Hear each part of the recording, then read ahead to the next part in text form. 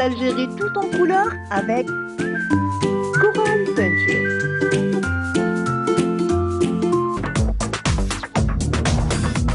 Ensemble, vivons le bonheur d'Algérie.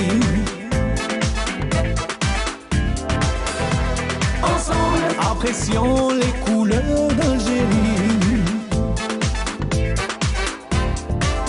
Le soleil, les merveilles du pays, un réveil de fraîcheur et de vie. Ensemble, vivons.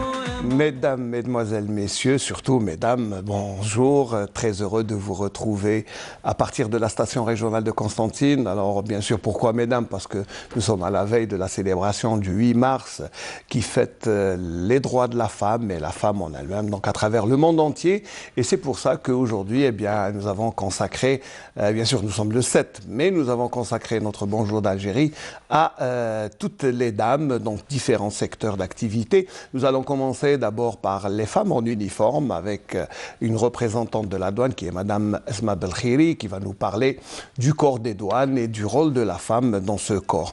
Nous allons également évoquer, alors ça c'est une particularité et une rareté, d'ailleurs je crois que elles sont uniques en Algérie, mais je crois que elles sont deuxièmes en Afrique et il n'y en a pas beaucoup à travers le monde. C'est une paire de jumelles qui arbitrent, les deux Benftema, Khadija et Zahra, qui vont venir aussi nous parler de cette expérience rarissime d'une paire, parce qu'il faut deux arbitres dans le handball, elles sont deux et elles sont jumelles. Elles nous diront toute leur expérience et puis comment elles ont vécu cette carrière purement spécifique.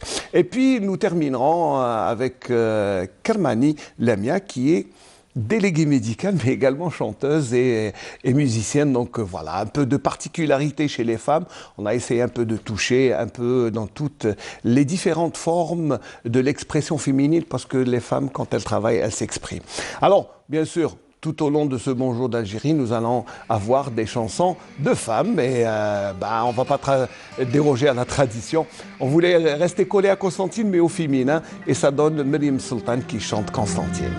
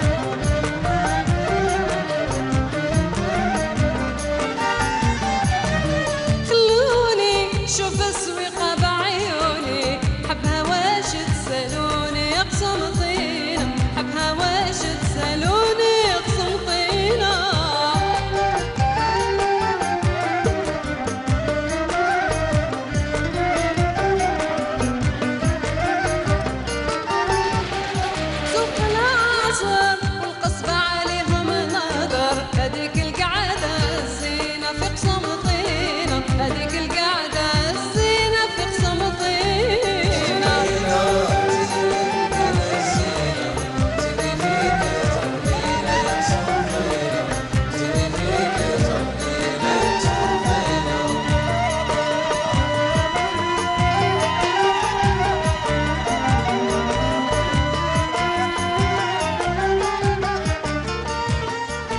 Voilà, donc c'était Myriam Sultan avec un très beau clip sur Constantine. Et puis on avait un peu dérogé à la règle. On avait l'habitude d'écouter Mohamed Taha Al-Ferghani avec El Bourri. Et bien on a changé, voilà, histoire de s'adapter à cette journée de la femme. Alors pour ce premier plateau, bien sûr, nous recevons Madame Esma Belkhiri qui nous vient des douanes. Je ne connais pas très bien les grades.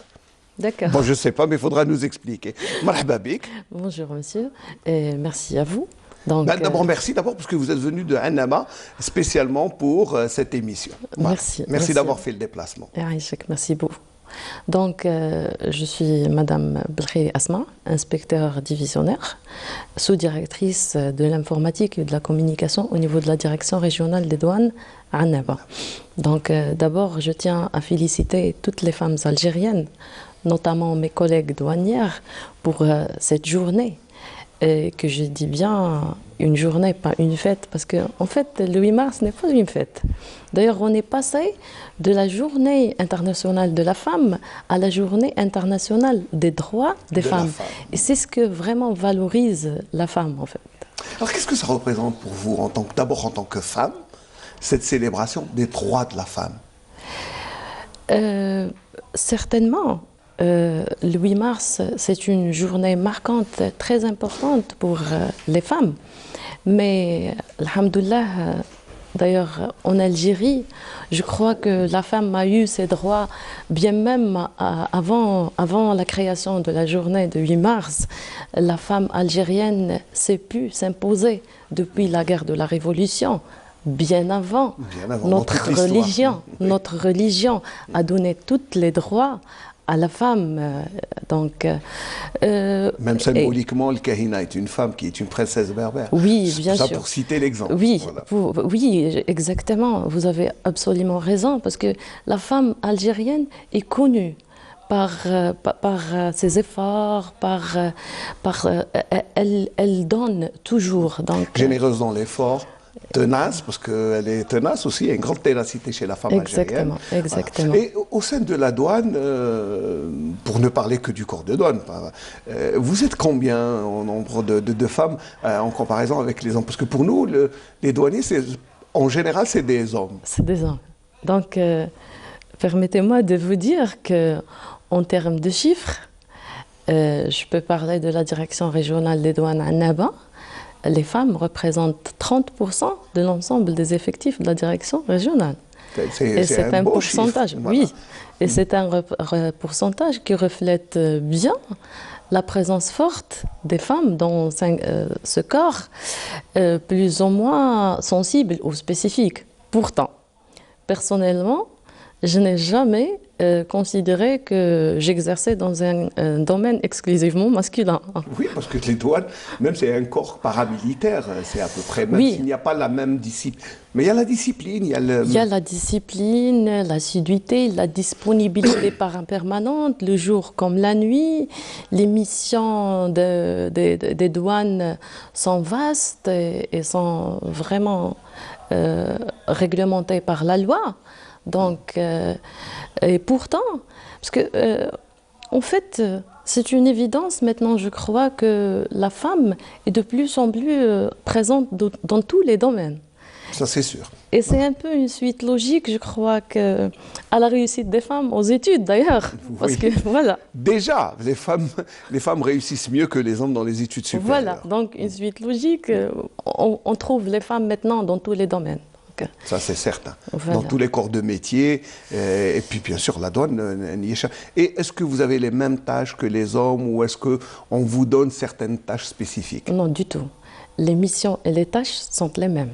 Donc, il n'y a aucune différence. Aucune différence entre femmes et hommes. Il n'y a pas de... Est-ce que c'est un acquis ou plutôt parce que être considéré comme un homme, je pense que les femmes vont avoir les mêmes tâches. Est-ce que pour vous c'est valorisant ou est-ce que c'est... Oui, bien sûr, c'est valorisant. Oui. Quand même, c'est une revendication. Oui. Non, non, du tout.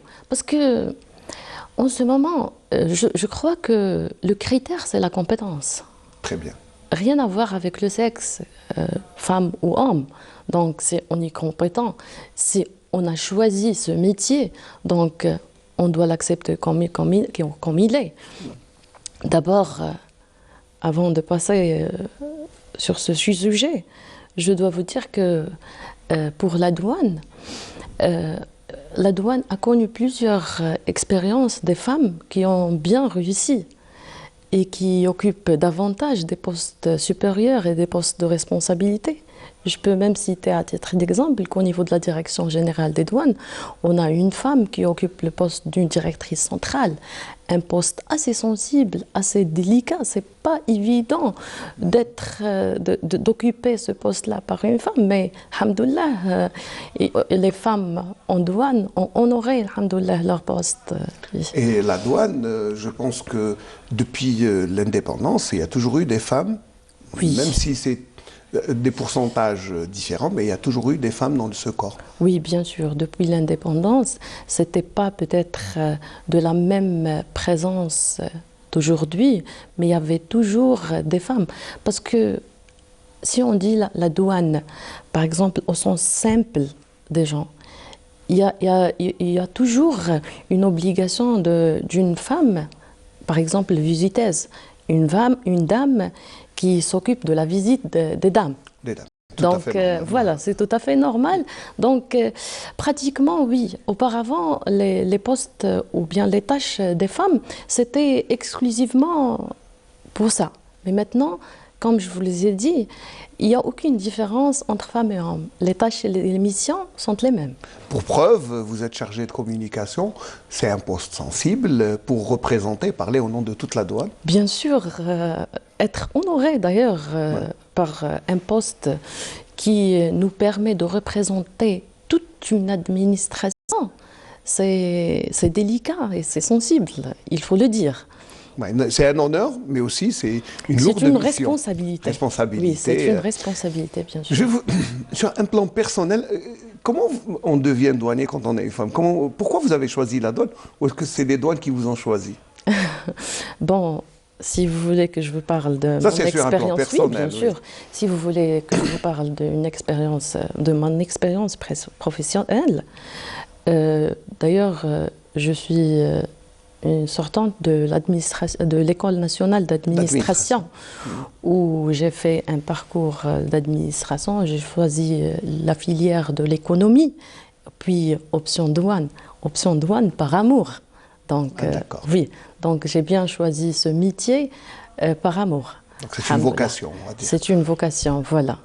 Et donc, comment on se transforme en chargé de communication?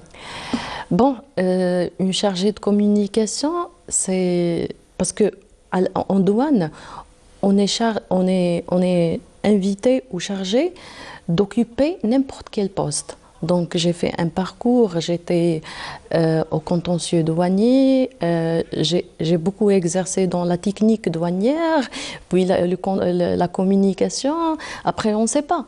Donc ça dépend. C'est des expériences et au final... Oui, bien sûr, oui.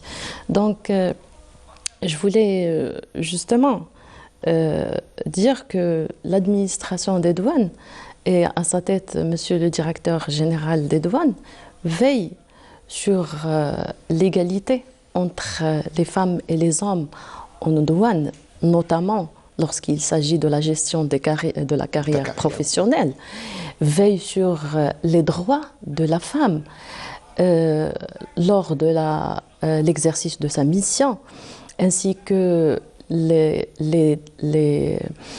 droits, veille sur la protection de la femme et la protection des droits de la femme. Exactement.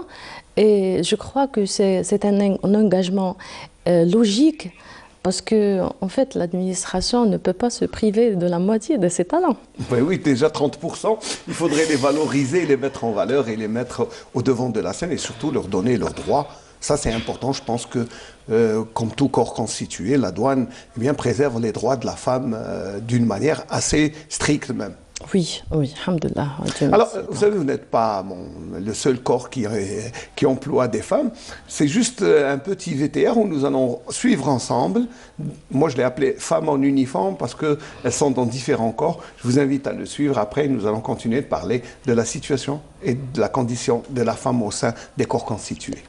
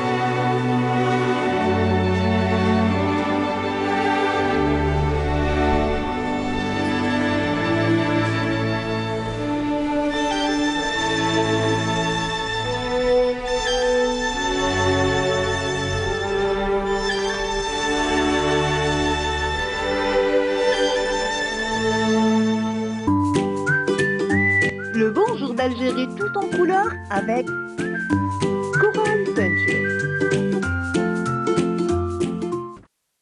Voilà, donc c'était des femmes en uniforme. Et quand vous regardez comme ça ces images, vous avez quelle impression? C'est un honneur pour nous tous parce que toutes ces femmes ont choisi de faire des efforts et en fait c'est au service de notre cher pays. Voilà, finalement, hein, on est tous au service d'une même patrie, et quel que soit l'uniforme. Bien sûr, oui. Bien sûr.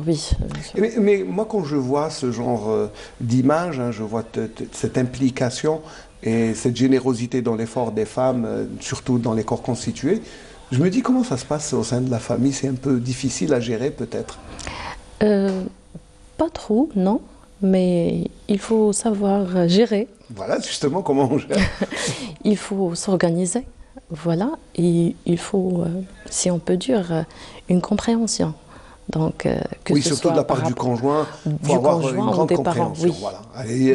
C'est important. Parce que quand vous dites que vous êtes mobilisé jour et nuit, donc il y a des missions sur le terrain, ça peut prendre du temps. Là, c'est un peu délicat. Mais... Oui. Bon, côté famille, je crois que je peux vous dire que des fois, je n'ai même pas le temps pour expliquer à la famille pourquoi je dois faire un retard.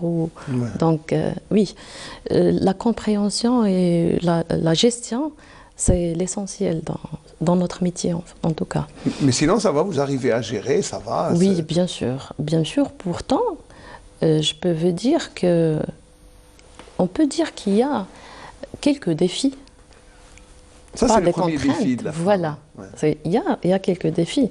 Parce que je crois que, voire même, la femme, elle a moins droit à l'erreur.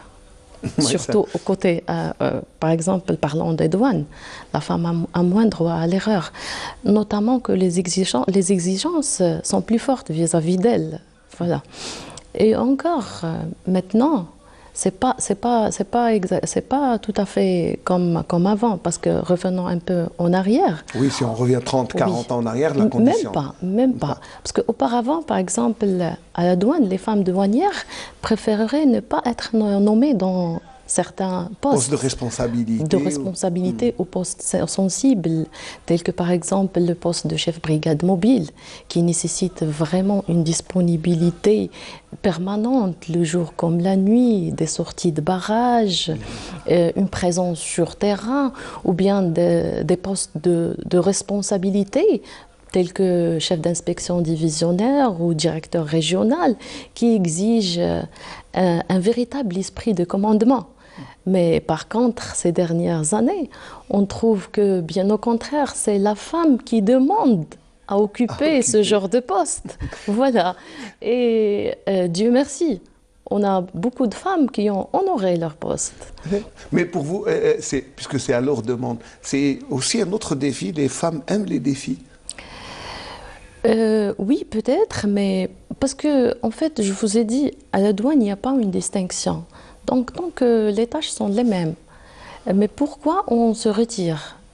Voilà, parce que rien qu'à la direction régionale des douanes à Annaba, on a des femmes qui occupent des postes d'inspecteur principal aux opérations commerciales, donc inspecteur principal aux visites voyageurs, inspecteur principal aux sections, des receveurs, du des moment fonds qu'elles de acceptent, pouvoir. qu'elles veulent même aller en tant que chef de brigade dans les barrages et donc, donc ça veut dire qu'il y a ce besoin d'intervenir comme les pompiers, comme les policiers, comme exactement, exactement, et on a plusieurs expériences dans ce domaine. Voilà.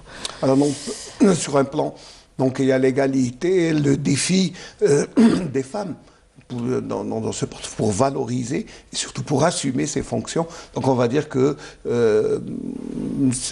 la femme n'a peut-être plus besoin de ce 8 mars en tant que journée célébrant les droits de la femme. Mais pourquoi pas? C'est une journée qui célèbre quand même les droits de la femme, parce qu'il y avait peut-être dans le monde entier des femmes qui ont défendu pour avoir ce jour-là. Alhamdoulilah, en Algérie, on n'a pas vraiment un problème de droits des femmes depuis le temps. Mais par contre, peut-être... C'est vrai, bon, on ne revient pas dans le passé, mais dans la situation actuelle dans le monde, la femme est bien présente dans la vie quotidienne, on va dire. Non pas seulement au sein des ménages, mais aussi dans les postes de travail spécifiques et très difficiles, comme les corps constitués. Oui. Et si on parle, comme vous avez dit, de l'égalité, par exemple en douane, la femme douanière, comme elle assure les mêmes missions et tâches que l'homme douanier, par conséquent, elle bénéficie des mêmes avantages. Voilà, tels que la promotion au grade, la nomination au poste, voilà. Donc on va dire que vous êtes amplement satisfaite de votre carrière au sein des douanes, en tant qu'inspectrice, en tant qu'officier, voilà. Oui, bien sûr, parce que je vous ai dit, Dieu merci, pour la gestion de la carrière professionnelle en douane, c'est la compétence qui fait la différence. Est-ce que ça a été difficile de s'imposer ou est-ce que ça a été facile? Non, ça, c'est sur une expérience personnelle, on va dire. Pour une expérience personnelle, non. C'était pas du tout difficile. Donc, il faut donner. Il faut s'imposer par quoi? Par la compétence, par le travail, la présence. Et c'est tout. Donc on va dire que la femme en uniforme, moi j'aime bien parce qu'elle porte les mêmes cravates que nous, au moins, en uniforme, c'est pas trop dur? Non, du tout. Pas trop dur à assumer. Non, c'est juste pour plaisanter, mais oui. Sinon, voilà, à la veille de ce 8 mars, qu'est-ce que peut nous dire encore une femme qui est au sein de l'administration des douanes? Oui, donc je peux résumer peut-être, parce que en fait je dois dire encore une fois qu'à la douane, il n'y a aucune distinction entre femmes et hommes, que ce soit lors de recrutement, c'est les mêmes conditions, donc des affectations, des nominations, de la promotion, des nominations au poste supérieur, donc les tâches et les missions sont les mêmes Et c'est comme je vous ai dit, le seul critère, c'est la compétence. Ça, Et Dieu merci, la femme a pu, par sa compétence, s'imposer. C'est pourquoi je remercie toutes celles qui se sont impliquées. Oui. Voilà, t'impliquer surtout la douane, parce que s'impliquer, c'est protéger notre économie nationale. Oui, c'est important de dire que c'est la mission des douanes algériennes. Exactement, exactement, parce que c'est la protection de l'économie nationale, c'est la lutte contre la fraude, c'est la lutte contre le blanchiment d'argent, la crime transfrontalière, la mission fiscale de la douane vis-à-vis le trésor public. Donc, c'est important. Oui. Et dites-moi, juste, elles sont nombreuses à vouloir rejoindre ce corps chaque fois que vous ouvrez le concours? Oui. Oui. Il faut dire, il y en a beaucoup, de plus en plus. Hein, oui, oui, il y en a beaucoup de plus en plus, exactement, c'est ça. Donc, je crois, lors des recrutements, des fois, le nombre de filles dépasse largement le nombre les garçons. C'est vrai que ça. Donc, c'est quand même un métier qui est en train d'attirer beaucoup plus les femmes. Peut-être parce que ce sont de bonnes conditions d'évolution de carrière, peut-être. Oui, peut-être, oui, peut-être, parce que, comme je vous ai dit, c'est la compétence qui fait la différence. Donc, si vous voulez faire une carrière, il faut travailler, c'est tout. C'est ça. Et vous encouragez, bien sûr, les femmes à rejoindre votre corps? Oui, bien sûr. Et avant ça, je voulais encourager mes collègues. Certes, on est satisfaite, certes, on est à pied d'égalité presque, mais il faut donner mieux. Il faut travailler, encore une fois. Pas pour s'imposer ou pour quelque chose comme ça, mais pour notre cher pays, tout simplement. Voilà, c'est un dévouement pour la patrie. Et il est tout à votre honneur en tant que de femme activant au sein de la douane. Donc, on va dire que dans notre pays, les corps constitués, les femmes portent l'uniforme tout aussi bien que les hommes et assument leurs fonctions sans aucune difficulté. Exactement. Sur le terrain, ça ne se ressent pas. Ça ne se ressent pas du tout. Voilà. Très bien. Donc, est-ce que vous avez un dernier mot à ajouter? Parce qu'on arrive en fin de cette première partie d'émission. Si vous voulez ajouter quelque chose, parce que c'est important peut-être de lancer un message pour les femmes à la veille de la célébration de la journée des droits de la femme. D'accord. Donc, je félicite encore une fois toutes les femmes algériennes, comme je vous ai dit. Mes collègues, je les invite encore et encore une fois à donner plus et à travailler plus, parce que notre mission est importante.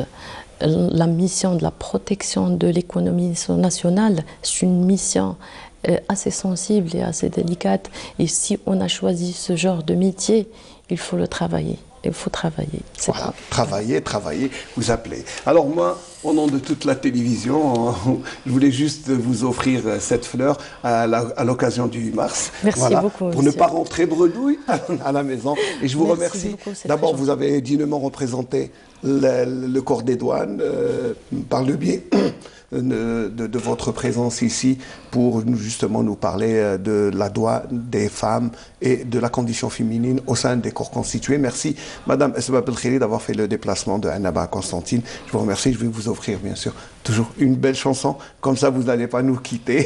Voilà. Merci beaucoup. Merci et bon retour monsieur. À Annaba et saluez toutes les femmes qui activent au sein de votre corps. Merci. Voilà. Merci beaucoup. On va juste écouter une chanson, le temps de changer d'invité.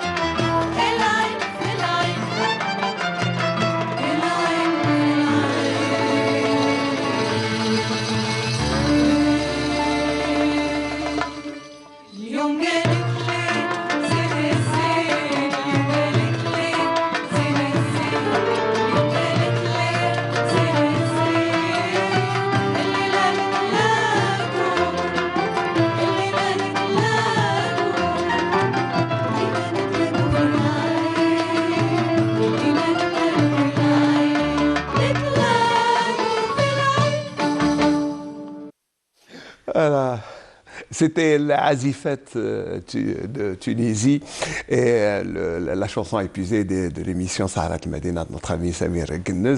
Voilà. Alors, l'ambiance est déjà bien plantée et le décor bien planté avec les deux jumelles. Ben Ftema Khadija, qui est en bleu, voilà, pour ne pas confondre avec Ben Ftema Fatem Zahra, ou Zahra seulement, Zahra, voilà.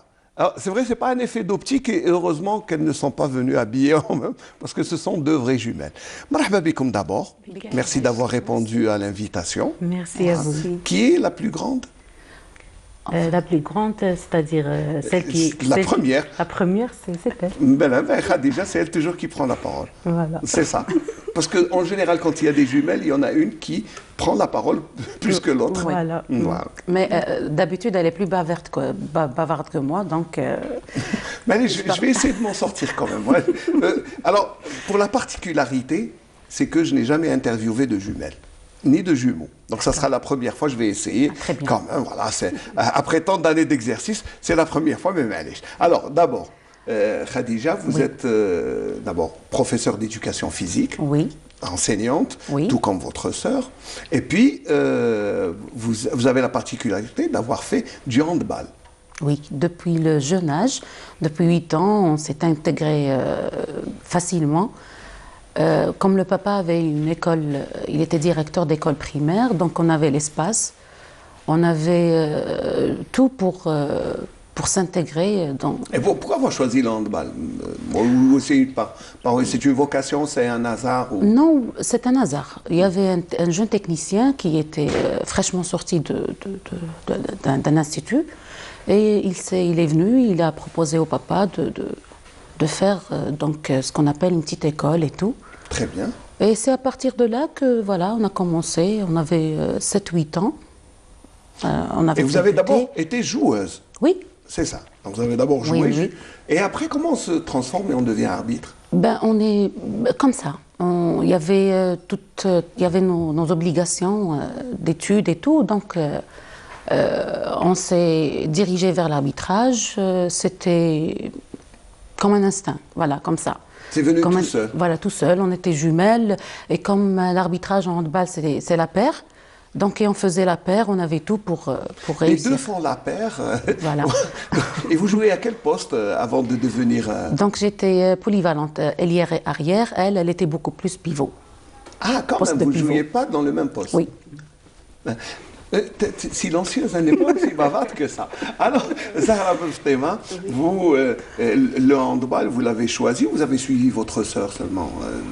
Non, mais comme on était tout le temps ensemble, donc on a 3 frères aînés, donc nous sommes les dernières et les 2 seules filles. Donc c'était mon amie, ma confidente, ma moitié. C'est vraiment la moitié. Voilà, on était tout le temps ensemble et puis on a commencé très jeune. Donc, et vous avez joué ensemble, bien sûr? Oui. Bien sûr, oui. Et vous avez commencé l'arbitrage ensemble? On a commencé l'arbitrage, donc voilà, comme elle a dit, il faut avoir une paire et on faisait la bonne paire. C'est venu comme ça. On s'est éloigné du terrain momentanément et puis on ne pouvait plus, il fallait faire... et justement, je le salue d'ailleurs, Faisal Benzarouk, c'était notre ancien entraîneur et président de la Ligue Wilaya qui nous a dit pourquoi pas l'arbitrage. N'arrêtez pas de jouer comme ça, pourquoi ne pas faire arbitre? Et là, ça a été difficile, facile, la reconversion, non? Parce qu'en tant que joueur, on connaît les lois, donc... Oui, exactement. Ça n'a pas été difficile du tout. Au contraire. Donc, on connaissait le terrain, on connaissait les règles de jeu, on connaissait les personnes, on connaissait... Donc, il fallait juste commencer. Et voilà, ça a commencé, on va dire, du premier palier qui est le scolaire. Alors, j'imagine... Alors là, moi, j'essaie d'imaginer votre premier match en tant qu'arbitre, quand on vous voit rentrer les deux, et on ne fait pas de différence. Comment ça a été? Racontez-moi ce premier match. Bon, c'était parce qu'on a commencé dès le premier palier, c'était scolaire, donc on est allé. C'était un petit peu difficile. Donc avec le sifflet, tu n'es pas joueuse, tu as des joueurs autour de toi, 2 équipes, donc tu entres, tu essayes de gérer. Mais si c'était difficile, non, parce que on savait comment se placer sur terrain, on savait ce qu'on appelait le vice d'un joueur, donc on avait une idée, donc c'est pas la même chose, mais on a très bien géré. Je pense que ça nous a facilité la tâche. Ouais.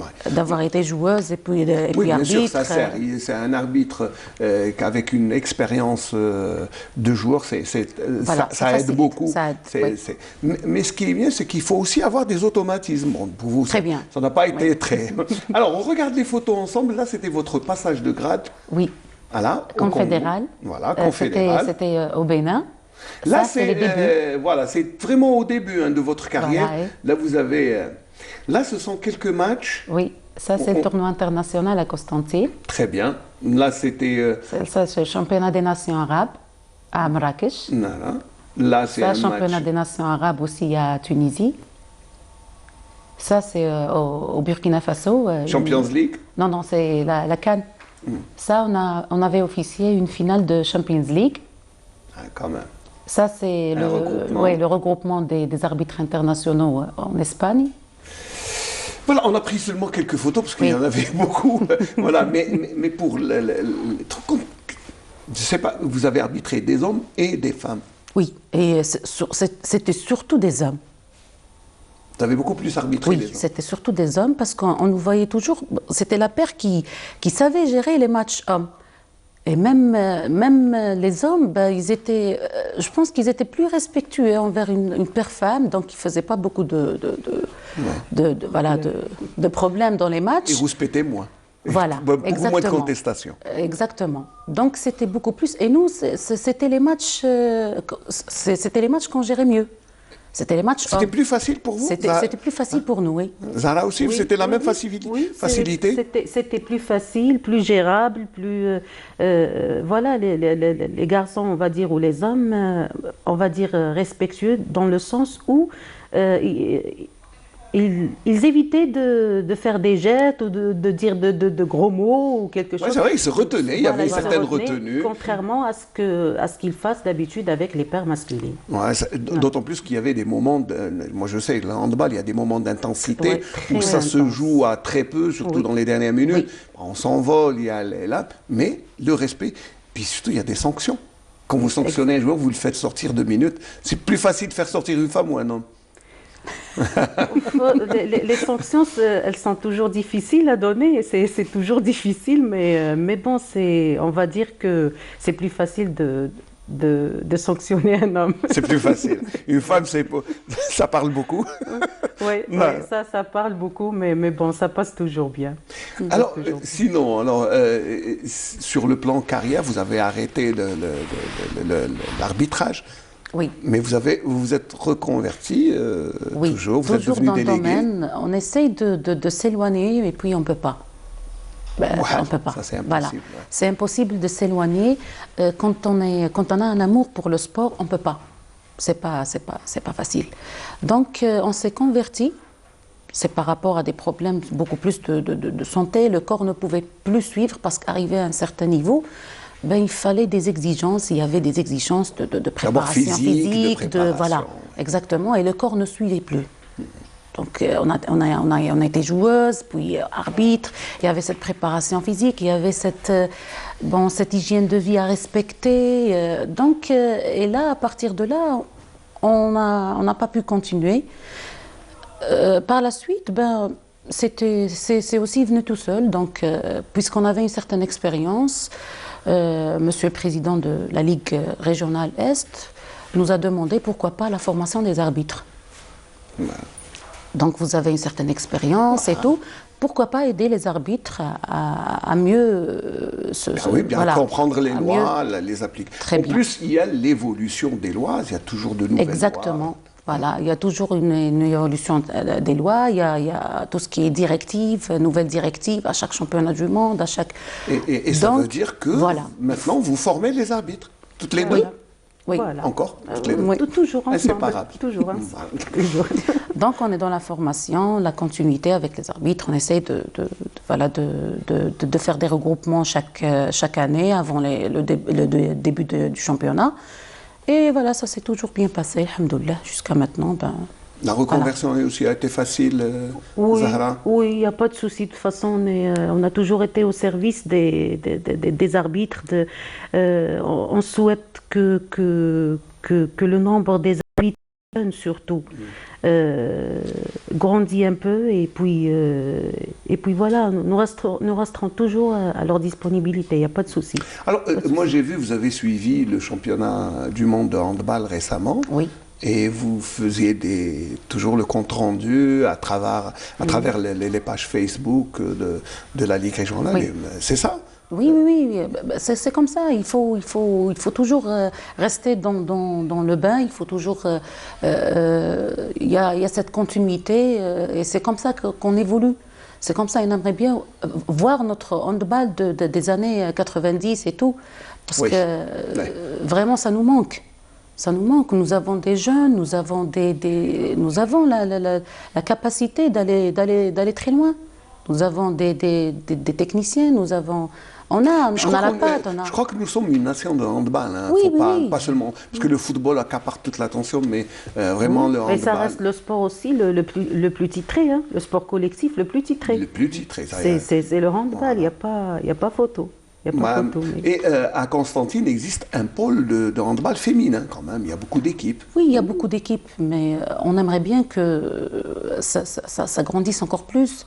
On aimerait bien avoir des À un pôles de certain moment, jeunes. moi j'ai on aimerait compté bien- plus de 9 formations pour la wilaya de Constantine. C'est important. Oui, c'est Vous pouvez même important. Oui, oui, oui. jouer un mini-championnat.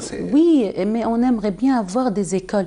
On aimerait bien avoir des pôles développement, voilà, de comme on développement. On aimerait bien avoir des projets à long terme, pas le projet d'une année à 2, 3 ans. C'est pas. On aimerait bien avoir comment dirais-je, Enfin, des plans d'action. voilà, des plans d'action sur plusieurs années. Et surtout la formation de jeunes. Exactement, oui.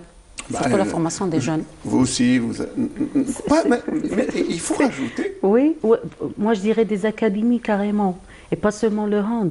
Pourquoi? Oui, non, mais pourquoi? C'est vrai, pourquoi il n'y a pas d'académie de handball chez nous? Comment il y a certaines académies, c'est une expérience peut-être à copier du football. Oui, Oui. oui, exactement. Ben, c'est le manque de moyens, c'est beaucoup de choses, et comme vous avez dit il y a, à l'instant, on se focalise trop sur le foot. C'est vrai, ça accapare. Voilà. Alors que dans le monde du handball, surtout bien l'Algérie, a toujours été bien représentée. La Oui. preuve, nous revenons Oui. d'une Coupe du Monde Oui, où nous avons, notre équipe a fait sensation, il faut le dire, Ouais, exactement. même s'il n'y a pas de grands résultats, mais elle a Oui. fait un bon parcours. Je vais vous offrir une chanson, le temps de se reposer. Après, eh bien, il faudra me raconter des anecdotes, parce que chaque jour, vous m'avez dit, chaque jour est une anecdote. Allez, je vous offre Yamina Beldaoui Hamami, parce qu'aujourd'hui, eh bien, toutes les chansons sont chantées par les femmes dans ce Bonjour d'Algérie. بالله يا حمامي نرسل معاك كتاب لمن يهوى غرامي خلفني في التهاب لمن يهوى غرامي خلفني في التهاب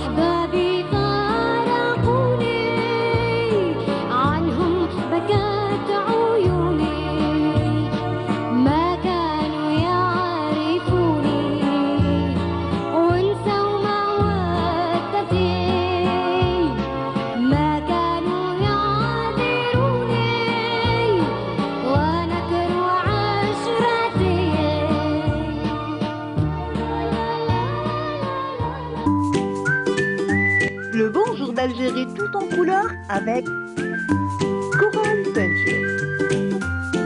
Voilà, donc c'était Shabba Yamina avec Bellahouya Hamami, très belle interprétation.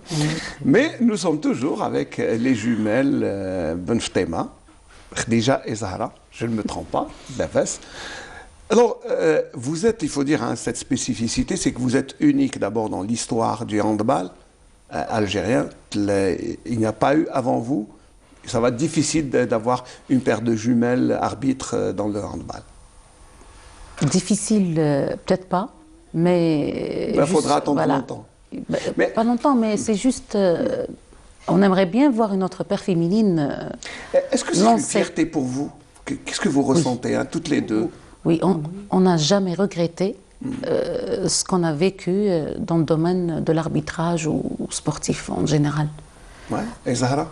Oui, c'est la même chose. Moi, je lui dis toujours, surtout quand on regarde les albums photos ou quand on se rappelle un souvenir, je lui dis les plus beaux moments, nous les avons passés dans le domaine sportif et surtout dans l'arbitrage. Et sur le plan anecdotique, vous avez beaucoup d'anecdotes, on vous confond? Oui, beaucoup. Beaucoup. Beaucoup. Ben, ouais. Actuellement, c'est beaucoup plus avec nos élèves, donc, et puisqu'on travaille ensemble, donc c'est qui notre prof, voilà. Ils savent pas. Avec les collègues la même chose, ils savent plus qui est Khadija, qui est Zahra, et voilà, c'est des anecdotes chaque jour. Mais ce qui est bien, c'est que quand l'une tombe malade, l'autre peut la remplacer. Ça passe inaperçu. Le problème, c'est que le plus souvent, on tombe ensemble. Si elle tombe la première, je la suis juste un jour ou 2 jours après. Voilà. Et s'il y a une anecdote dans l'arbitrage, c'est souvent pendant les sanctions. Et voilà, elle donne un carton rouge ou 2 minutes, on vient juste respecter sur moi. Je lui dis non, c'est pas moi, c'est pas moi. Est-ce que ça fait rire ou c'est vous? À un moment, le bonhomme, il vient fâché, après, ben, il se calme. Il suffit que je lui dise non, c'est pas moi, il comprend. Il sourit, il réagit, il sourit, il repart. Même si c'est vous, vous dites c'est pas moi. C'est arrivé. Oui, je ne vais pas mentir. Non, mais ça c'est un des avantages d'être... Oui, exactement. Il nous est arrivé aussi de changer de classe, par exemple, quand on était au lycée. Elle aimait les physiques, moi j'aimais les sciences. Et comme on n'était pas dans le même groupe, on nous séparait des fois. Donc, je lui demandais d'aller prendre mes 2 heures de physique et moi de prendre les 2 heures de sciences. C'est arrivé plusieurs fois? C'est arrivé, sans que personne ne s'en rende compte, bien sûr. Hein, oui, jamais. Et le fait de se remplacer comme ça, c'est une grande complicité, ça, on le sent. Oui, hein, on se complète trop, en fait. Et voilà, c'est un avantage. C'est un avantage? Oui, beaucoup. On a toujours été complices, toutes les deux, même au sein de la famille. Là, quand l'une de nous se fâche, par exemple, avec le papa, ben, l'autre n'est pas d'accord. C'est comme si c'est toutes les deux qui se fâchent avec le papa ou avec la maman. Ah, il y a la solidarité. Oui. Pas solidarité jumelle. Ouais. Solidarité jumelle. Ouais, ça doit être quand même assez, assez spécifique. C'est agréable à vivre. Donc les jumelles ou les jumeaux, c'est agréable à vivre. Alors, on en discutait tout à l'heure, hein, dans le monde, il y a une paire égyptienne aussi qui est jumelle, il y a une paire française et au Portugal. Portugaise aussi, voilà. Qu'on a vu au dernier championnat d'Europe. Et ça vous fait quoi qu'il y ait d'autres comme vous? Ben, ça fait plaisir. Ça fait plaisir et voilà, comme la paire française Benaventura, elles ont fait un parcours exceptionnel. Ensemble, toutes les deux, elles ont fait même les championnats du monde, hommes, les Jeux Olympiques plusieurs fois. Donc, un exemple à suivre, hein, c'est quand même un exemple pour toutes les... Ben, je ne sais pas, est-ce que il y a beaucoup de jumelles que vous rencontrez? Est-ce qu'il y a... Parce que je sais que vous animez, vous faites partie d'une page Twin, Parity Twin. Oui, voilà. Oui. Ça veut dire les femmes jumelles. Hein? Oui. On a des contacts, oui. Il y a eu même des trucs internationaux comme ça qui regroupent les jumeaux. Il y a au Canada, en Europe, je pense en Allemagne. Et ici, ils faisaient un truc à Tlemcen, je pense. Mais c'est plus d'actualité. Donc, bon, l'étranger, c'est un peu difficile d'y aller. Donc, mais ici, vous n'avez pas pensé voilà, à créer une sorte d'association des jumeaux, des jumelles? Si, on a pensé à créer ça. On parle souvent. Je lui dis pourquoi ne pas faire un truc là pour regrouper les jumeaux et les jumelles en Algérie. On fera ça, par exemple, quand il fera beau, une fête en printemps. Est-ce qu'il y a une fête? Est-ce qu'il y a une journée des jumeaux et des jumelles? Je ne sais pas. Il faudra vérifier. Mondial, non. Non. Je ne pense pas. On ne peut pas créer à travers vous une journée nationale, ça serait bien. Inch'Allah. Oui. Il y aura même une occasion peut-être des jumeaux qui ont été séparés, ils vont se retrouver à nouveau. Et c'est ça. J'ai oublié de parler de la séparation. Est-ce qu'il vous est arrivé d'être séparés? Séparés momentanément. Il nous est arrivé juste une seule fois au collège, en fait. On nous a séparés. En fait, tous les jumeaux qui étaient à l'établissement ont eu affaire à ça, ont eu le droit à ça. On nous a séparés pendant... déjà, c'était difficile pour nous, on avait changé de collège. Et la deuxième difficulté, c'était d'être séparés. Et on n'est pas allé peut-être pendant un mois. Ah, quand même. On ne voulait pas y aller. C'est une révolte. Voilà, on ne voulait pas y aller, mais on était obligés. Et l'année suivante, c'était l'année du BEM, justement. On nous a de nouveau... séparés? Non, mis ensemble. Ah, mis ensemble. Et on était les seuls, d'ailleurs, au collège. Et c'est mieux d'être ensemble que... Donc on a eu la promesse que l'année d'après, on sera ensemble en classe. Et c'est comme ça qu'on est revenu. Ah, d'accord. Voilà. Ah, c'est un collège. Compromis quand même. Oui. La ténacité, hein, quand même, vous avez négocié. Voilà, on a négocié l'année du BEM, c'était obligatoire ensemble, sinon il n'y a pas de cours. Voilà. Quand même, c'est du chantage. Oui. Et vous arrivez d'en faire beaucoup comme ça? Non, je pense que c'était la seule et l'unique fois. Et alors au niveau donc, de la formation des arbitres ou de la formation du handball, ça consiste en quoi? Parce que on connaît Boutaran, c'est un slam qui est un fervent lui-même membre de la Confédération africaine de handball. Oui. Donc son expérience, vous êtes sûrement... Oui, c'est un... Monsieur Boutaran, c'est l'exemple. C'est l'exemple avec Mohamed Mchar aussi. Oui. C'était une paire indissociable. Oui. Ils ne sont pas jumeaux, mais exactement. Exactement. Ils nous ont formés, ils ont été là pour nous. Et maintenant, c'est un exemple. C'est un exemple. On le suit, on suit ses conseils et Inch'Allah, on va arriver à quelque chose de bien. Pourquoi ne pas créer la Ligue féminine de handball? Oui, pourquoi pas? Pourquoi pas? Zahra? Pourquoi pas? Une bonne idée, oui. Nous, on aimerait bien promouvoir tout ce qui est handball féminin surtout. Parce qu'on est en train de remarquer que le handball féminin en Algérie, il a vraiment régressé, mais pas possible. Donc on aimerait bien le voir se développer, le revoir dans ces beaux jours, parce que rester comme ça, sans rien faire, sans bouger, c'est pas... Nous, on aimerait bien travailler et on n'arrive à rien sans travailler. Donc le travail, il faut travailler, il faut aller de l'avant, il faut pour essayer au moins de promouvoir. Voilà, c'est toujours avoir des objectifs. Très bien. Et là, à atteindre, vos objectifs ou votre objectif, puisque on parle, les deux font la paire, donc je ne sais pas. Pour le moment, c'est avec les arbitres. Donc on est avec la commission. Je préside la commission des arbitres de la Ligue régionale Est. Et ça va suivre, ça va suivre, Inch'Allah. Inch'Allah. Voilà. Et sinon, les cours, est-ce que vous ne pensez pas former au sein de votre établissement une petite équipe de handball dans le scolaire? Oui, on y pense et ça sera plus judicieux de former déjà là-bas. De former et d'intégrer le sport dans les établissements primaires aussi. Parce que auparavant, ça partait de là. Du primaire. Oui, ça partait de là. Et ça va suivre. Et comme ça, s'il y a des profs ou s'il y a des techniciens qui vont faire, qui vont former, ça va suivre, Inch'Allah. Inch'Allah. Sinon, vous avez quelque chose à rajouter parce qu'on arrive en fin d'émission. Ah, d'accord. C'est ce que je voudrais rajouter, c'est essayer d'aller vers les jeunes catégories, surtout. Ne pas les délaisser parce que si ça devrait repartir, c'est à partir des jeunes catégories, voilà. C'est à la base. Et à la base, le travail commence à la base. Voilà. Ben, moi, je vais vous offrir une fleur, chacune, à l'occasion du 8 mars. Merci. Voilà pour Khadija. Merci. Voilà pour Zahra. Merci beaucoup. Et merci d'avoir répondu à notre invitation. Merci. Ça me tenait à cœur. Moi, je sais que je fais un jaloux aujourd'hui, Nordine Hadi. Coucou Nordine, voilà.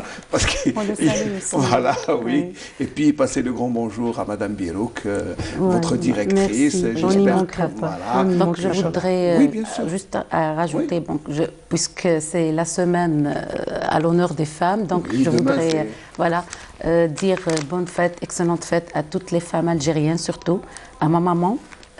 Mes collègues au travail, je passe un grand coucou à tous mes élèves, à ma directrice, et à mes parents, à mes frères, mes belles-sœurs, mes neveux, nièces, mes amis, à tous ceux qui nous connaissent. Et voilà, merci. Bah vous pouvez dire aussi, même si Khadija est la porte-parole, mais bon. C'est pareil, je souhaite une bonne journée, une bonne fête à toutes les Algériennes. Et voilà, à mes amis, à mes collègues, la famille, ma petite maman chérie, voilà. J'embrasse très fort. Merci beaucoup d'abord d'avoir répondu à l'invitation. Khadija, Zahra, merci parce que vous êtes vraiment très particulière. Voilà. Et je ne sais pas si je me suis bien débrouillé parce que c'est ma première interview. Voilà, merci d'avoir répondu à cette invitation. Je rappelle que vous êtes la seule paire d'arbitres jumelles dans l'histoire du handball algérien depuis l'indépendance. Donc ça va être difficile de trouver une autre paire. C'est pour ça que je vous remercie. Comme c'est votre première télévision, donc je vous remercie de m'avoir permis de m'entretenir avec vous. Je vais vous offrir une belle chanson. Et c'est une autre femme qui va chanter, c'est Amel Wahbi. Merci d'avoir été là et on se retrouve juste après la chanson. Voilà.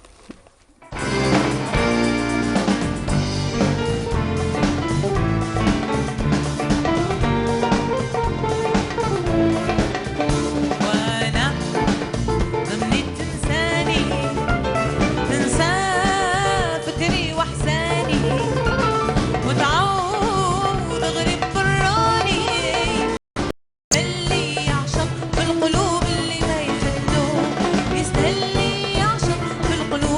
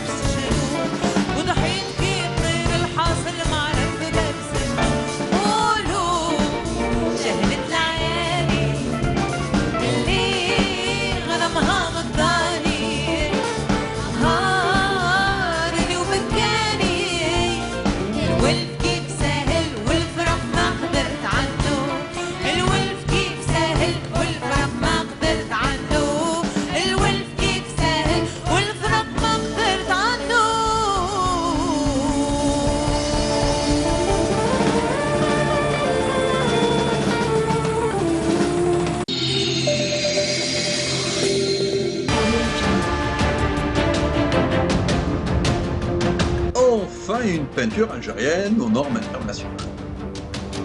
Tous vos besoins en peinture intérieure, peinture métal, préparation de support ou peinture extérieure, choisissez Coral Peinture. Coral Peinture, c'est les mains à faire.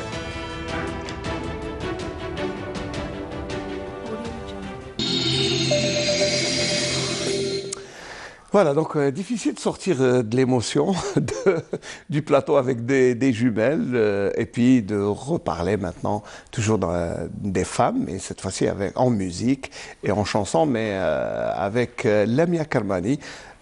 D'abord, Lamia, merci d'avoir répondu à l'invitation. Merci, tout plaisir est pour moi. Merci à toi, Asmaïn. Et c'est très gentil parce que je sais que beaucoup de travail, beaucoup de déplacements, mais quand même, vous avez fait un petit effort pour venir. Vous êtes déléguée médicale, oui, mais aussi exactement. musicienne et chanteuse.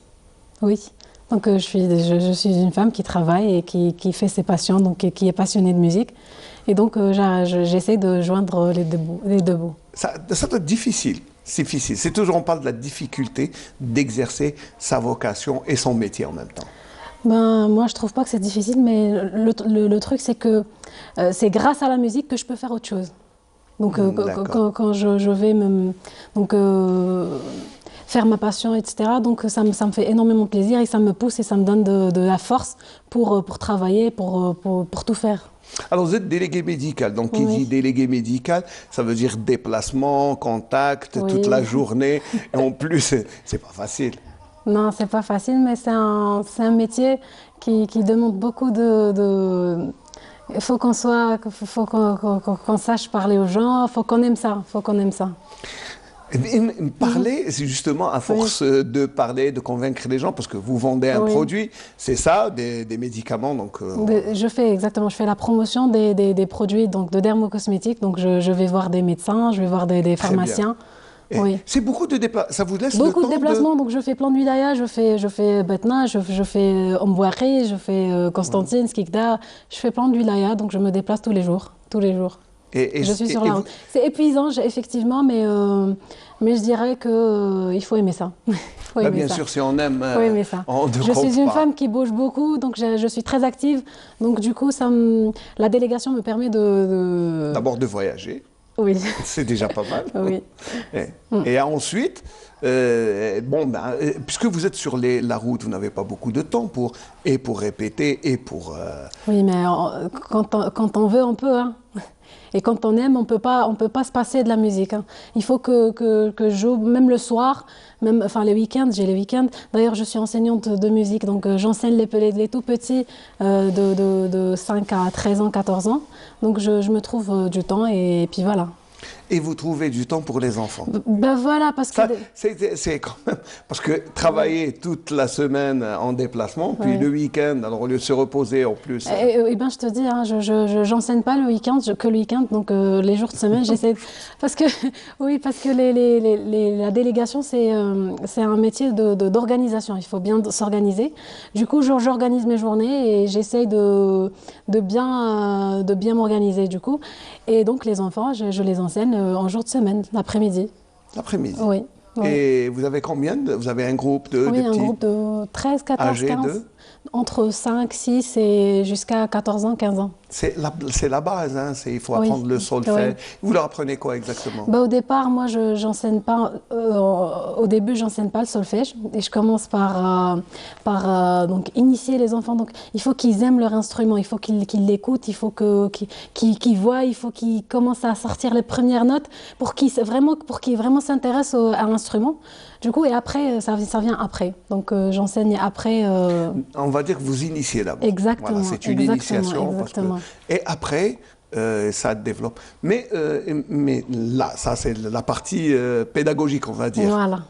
Mais et pour vous-même, vous répétez, vous avez un groupe Oui, on a un petit groupe. Donc d'ailleurs, je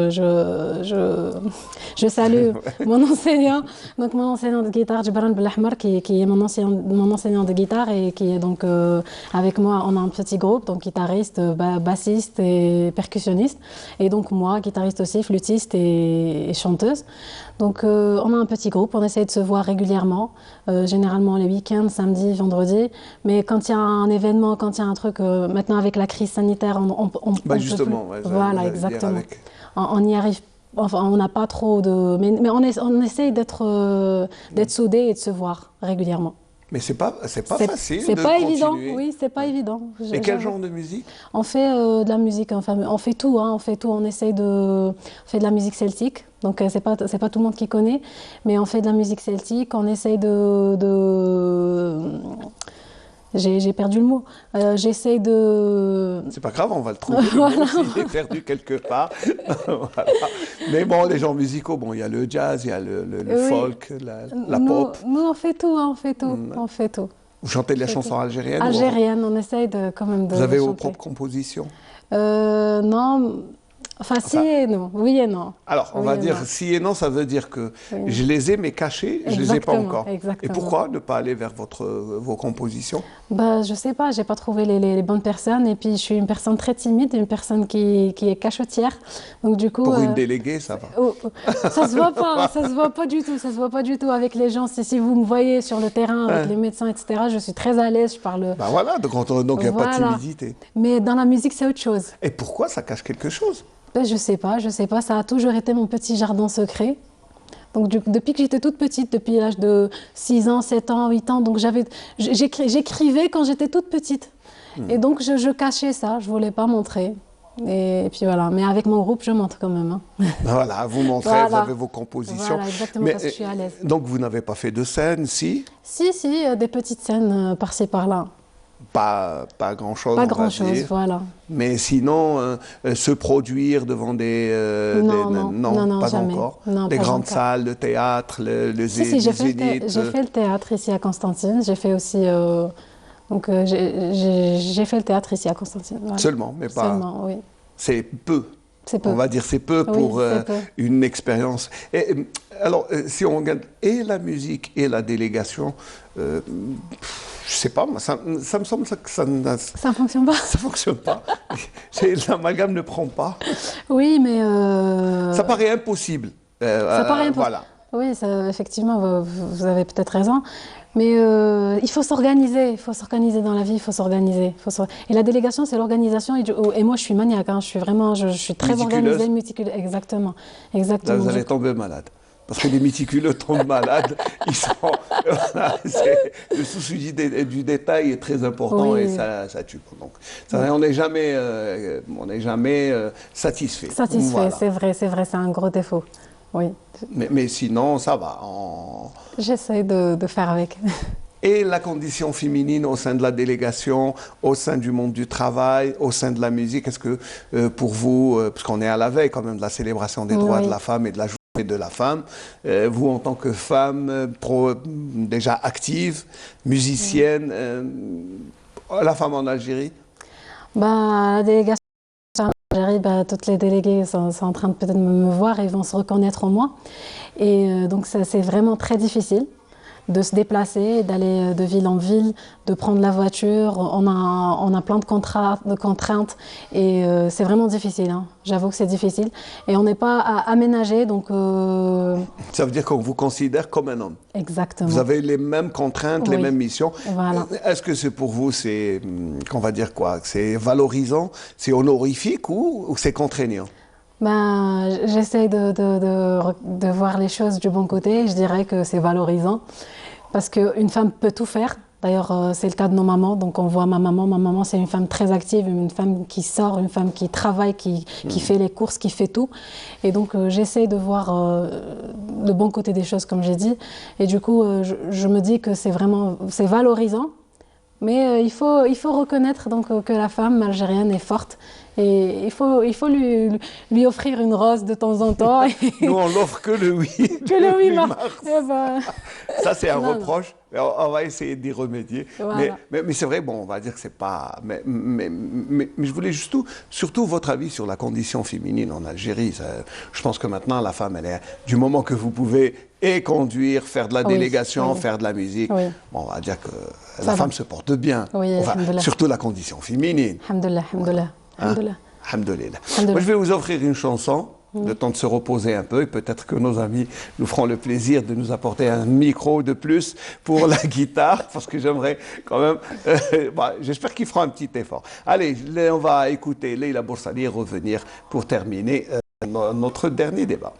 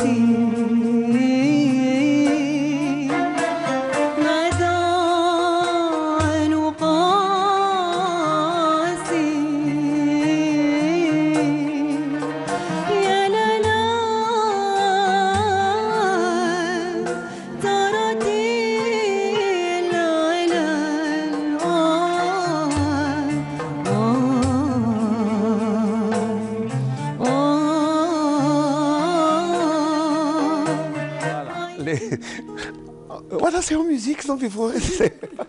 Voilà, c'était Leila Boursali, et puis nous, on a fait, les gars du son ont fait quand même un grand effort pour permettre à Lemia de récupérer sa guitare et de lui mettre un micro, parce que ce serait quand même injustifié de parler de musique et de chansons, vous entendre. D'accord? Mléha Boursali, vous connaissez, grande dame de la chanson. Il vous arrive de l'imiter, non? Non. C'est quel style? D'ailleurs, moi, je ne suis pas dans l'imitation. Je chante les chansons à ma façon, à ma manière, et j'essaye d'interpréter les chansons comme je les ressens, moi. Voilà. Alors, sans plus tarder, d'abord, il faut qu'on écoute un petit extrait. Voilà, donc je vais vous chanter une chanson qui est connue par tout le monde, donc d'un grand monsieur, pardon. Donc c'est Ahsara Ali Kadnia de Kamel Messaoudi. Oui. Voilà.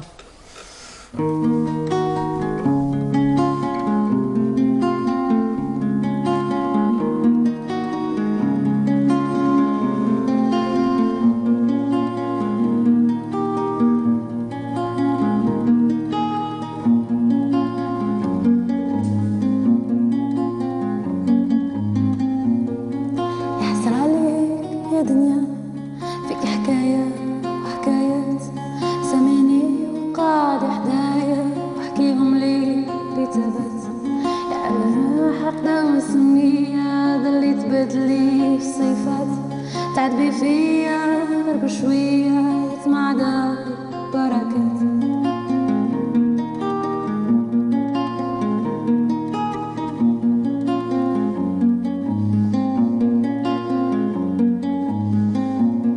تلعبي معايا ولا بيا جاوبيني على شات سكات قالوا لي عليك مسرحية أنا المسرح سكلي في الذات التذكيرة خلصها غالية هديت معايا شي وردات خط للقاع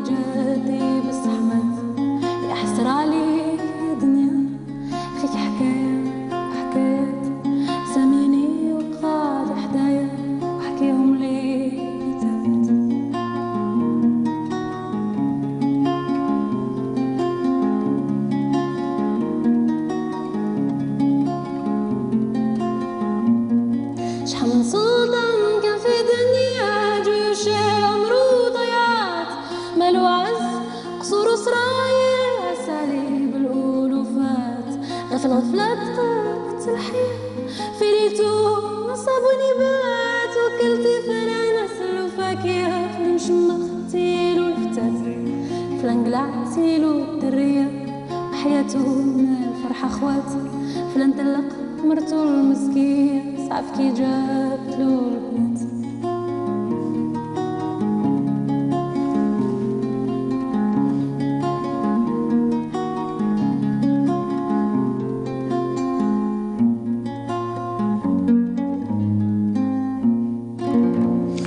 Je vais applaudir. Oui.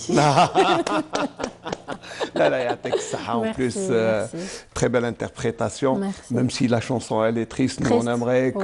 qu'il y ait une chanson gaie parce qu'on a besoin de joie, Oui. on a besoin de sourire en cette belle matinée du 7 mars, la veille du 8 mars. Voilà, chantez. Mais sinon, il y a Texas, une belle voix. On a, bon, on vous a déjà écouté.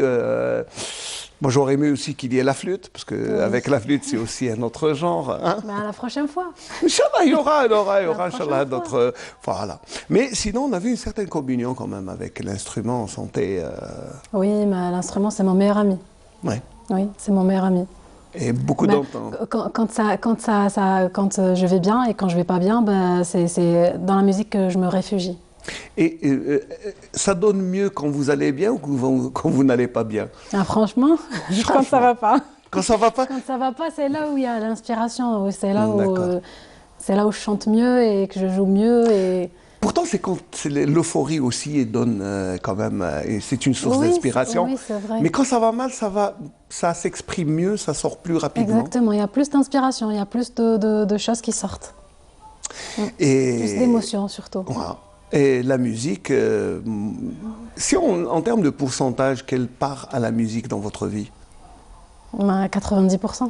Ah, quand même. Quand même, oui, 90%, parce que, comme je viens de le dire, bah, c'est dans les moments difficiles, les moments que je me réfugie dans la musique, c'est mon meilleur ami. Je suis pas le genre à, je suis pas une personne qui, comme je l'ai dit, je suis très timide et je me renferme sur moi-même. Et donc, ça vous permet exactement, de de m'extérioriser. m'extérioriser. Vous avez Voilà. fait quoi comme étude? Bah, j'ai un master 2 en marketing. Ah, d'accord. Marketing, musique et Et délégation. délégation. Moi, c'est des choses qui ne me collent pas ensemble. Oui. Ça doit être difficile de coller le puzzle Oui. chaque jour, au quotidien, puis en plus enseigner la musique aux enfants, enfin les initier. Ben, je te dis, quand j'ai eu mon bac, je voulais faire musique. Je voulais aller à Alger et faire musique. Et du coup, mais j'ai pas eu la chance d'y aller parce que mes parents étaient réticents. Mais, Du coup, je me suis inscrite ici et j'ai fait marketing et j'étais major de promo. ah, Ibark. Et je faisais toujours la musique. Donc Mais continuez. Donc, exactement. alors, il ne reste pas beaucoup de temps, mais j'aimerais au moins un petit morceau gai, joyeux. Non, va préparer. Non, mais... Ah, il y a un autre morceau. On a fait quand même l'effort de rapporter le micro. Ça serait bête de chanter une seule chanson. C'est bien une chanson gay. Allez, je vais aller. Je connais que les chansons de Ah, il y en Copain. a, je vais accepter l'offrande. Avec un petit morceau, une belle voix. Ok, merci beaucoup.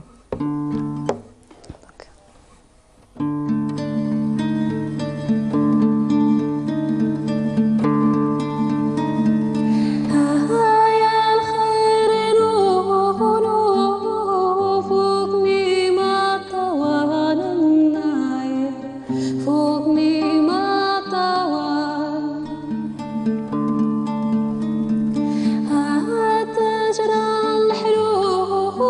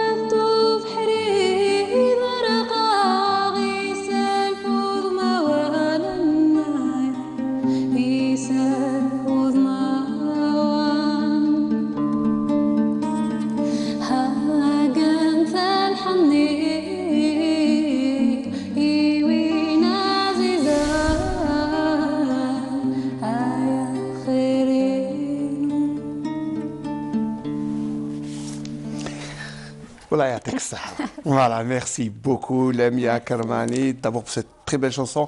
Vous nous avez emmenés sur les monts du Djurdjura, sur les belles montagnes kabyles. Et voilà, je vous offre cette fleur, d'abord parce que c'est l'occasion de la fête de la femme, des droits, la célébration des droits de la femme, mais aussi pour cette très belle voix et cette chanson, cette douceur que vous nous avez ramenée ce matin. Merci Fadli, beaucoup, merci. bonne fête. Un dernier mot avant de nous quitter? Je te remercie de m'avoir invité et d'être là parmi vous ce matin, et je remercie ma famille et je leur passe un coucou. Toute la famille Karmani, Voilà. voilà, on les salue. Merci beaucoup, Lamia, d'avoir été là encore une fois. Bonne fête à vous et à toutes les femmes algériennes et dans le monde à l'occasion de la célébration, bien sûr, de la journée des droits de la femme. Voilà, le bonjour d'Algérie à partir de Constantine, eh bien, prend fin. On va se quitter, eh bien, on va rester dans le même temps. Hein. Je vais vous offrir Karima Senzha, comme ça, qu'on reste pas très loin. Et c'est très fortuit, hein, voilà. C'est par hasard, mais comme ça pour rester dans le contexte. Voilà, Karima qui vient nous dire au revoir. Bien sûr, moi je vous salue, je vous retrouverai, Inch'Allah, dimanche prochain. Le temps de saluer toute l'équipe du studio de la station régionale de Constantine. Merci pour tous les efforts, toute la complicité pour réussir ce bonjour d'Algérie réalisé par Nabil Yagoubi. Allez, salut et à dimanche prochain, Inch'Allah.